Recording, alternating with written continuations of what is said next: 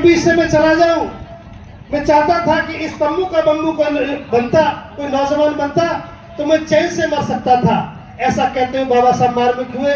और मैं आज बता रहा हूं, पिछली बार जब भाषण पढ़ा गया तो भंते जी ने जब ये लाइन पढ़ी तो लोग बहुत मार्मिक हुए, लोगों का गला भराया और हजारों लोगों ने घोषणा की कि बाबा साहब कोई बात नहीं, जो आपका काम शेष है हम इसको एक तंबू का बम्बू बनकर इस काम को करेंगे।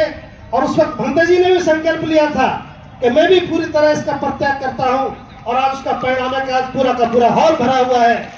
और मैं आज भरोसे के साथ कह रहा हूं, बाबा साहब अम्बेडकर उस वक्त हो सकता है कोई दिक्कत हमारी रही हो, हमारी कोई मजबूरी रही हो, पेट में रोटी नहीं थी, सर पर कोई कपड़ा नहीं था, बाबा साहब अम्बेडकर को शायद उस वक्त कोई तंबू का बम्बू ना मिला हो।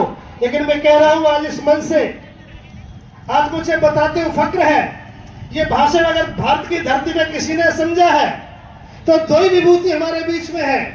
या तो आगरा की बात को मान्यवर काशीराज साहब ने समझा तो पूरे देश का निजाम बना, देश में सरकार बनी। ये पहले महापुरुष है। और आज बाबा साहब अम्बेडकर की दूसरी बात को किसी ने समझा है, उनके आंसू पोंछने का काम किया है, उनके तकलीफ को समझा है तो भंते करुणा सिंह जी ने समझा है, उनका त्याग आज सर पर चढ़कर बोल रहा है। ये दो ही व्यक्ति हैं। इसीलिए मैं आपसे कह रहा हूं कि इस कारवा की बहुत बड़ी उपलब्धि है। और ये कारवा यही नहीं रुका है, अभी ये कारवा यहां चला आया है। ये कारवा आज बौद्ध समाज के निर्माण की तरफ मुड़ गया है। आज इस समाज ने आचार संहिता हो तो नानक किताब, आज हम कह सकते हैं बड़ी उपलब्धि आपके सामने रख रहा हूं। ये यहां से जाकर बताना देश में ये कारवा कहां पहुंच गया है। बहुत दिनों के बाद यह समाज बड़ा निरीह गरीबी की तरह घूम रहा था। जैसे किसी मेले में बच्चे की उंगली छूट जाती है, हमारी भी उंगली छूटी हुई थी। जो थे उसका पता नहीं, किसी और की उंगली पकड़ रखी थी। हम लावारिसों की तरह जिंदगी जी रहे थे। लेकिन बाबा साहब अम्बेडकर की एक और एक बड़ी प्रवृत्ति इच्छा पूरी हुई, आचार संहिता मिली। जैसे मुस्लिम भाइयों के पास है, सिखों के पास है, बड़े प्रयास के बाद आज बौद्धों को आचार संहिता मिली। इसकी स्थापना जयपुर से शुरू हुई और उत्तर प्रदेश के गौतम बुद्ध विश्वविद्यालय में पूरी हुई। देश के लोगों को बधाई, जोरदार ताली बजाकर इसका सम्मान करें। आज देश का बच्चा बच्चा बोलता है मैं बौद्ध हूं, जाति से मुक्त हूं, बौद्ध मेरा समाज है और बौद्ध आचार संहिता मेरी आचार संहिता है। ये धम्म कारवा की आज की हमारी बड़ी उपलब्धि है। और ये मामला यही नहीं रुका, अभी कारवा बढ़ रहा है। ये कारवा आगे बढ़ा, धम्मचक्र से बात शुरू हुई तो एक काम हे तथागत, क्या सुंदर संयोग है।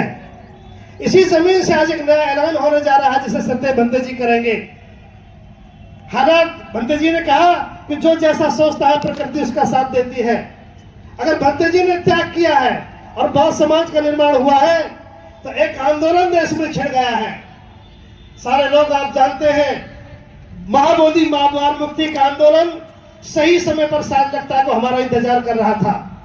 आज आगरा की धरती से कम 250 की बड़ी संख्या भिक्षुओं की देख रहे हैं। आज का ये कारवा भंते करुणा सिंह राहुल जी ने दिल्ली से फतवा जारी किया कि 18 मार्च का ये धम्म कारवा महाबोधि महाविहार मुक्ति के लिए आंदोलन सुपुर्द कर दिया गया है। और आपको जानकर खुशी होगी, आज 2 बजे 18 मार्च 2025 समय 2 बजे के लगभग आगरा की धरती से बाबा साहब को साक्षी मानकर एक और ऐलान होगा कि हे बाबा साहब डॉक्टर अम्बेडकर, हजारों साल की विरासत, सम्राट अशोक की विरासत, धम्मपाला की विरासत, जिसको 132 साल लड़ाई को हो गए, वो आज सही समय पर छिड़ी है।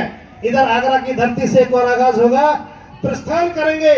18 मार्च को काफिला कूच करेगा और बौद्ध में मुक्ति के आंदोलन को पहुंचेगा। हमें पूरा भरोसा है भंते करुणा सिंह जी के मार्गदर्शन में महाबोधि विहार मुक्त होगा। ये इस कारवा की ऐतिहासिक उपलब्धि होगी। तो सम्मानित साथियों, आधुनिक भारत का इतना सुंदर कार्यक्रम ये केवल छोटा मोटा कार्यक्रम नहीं है। तो हम आज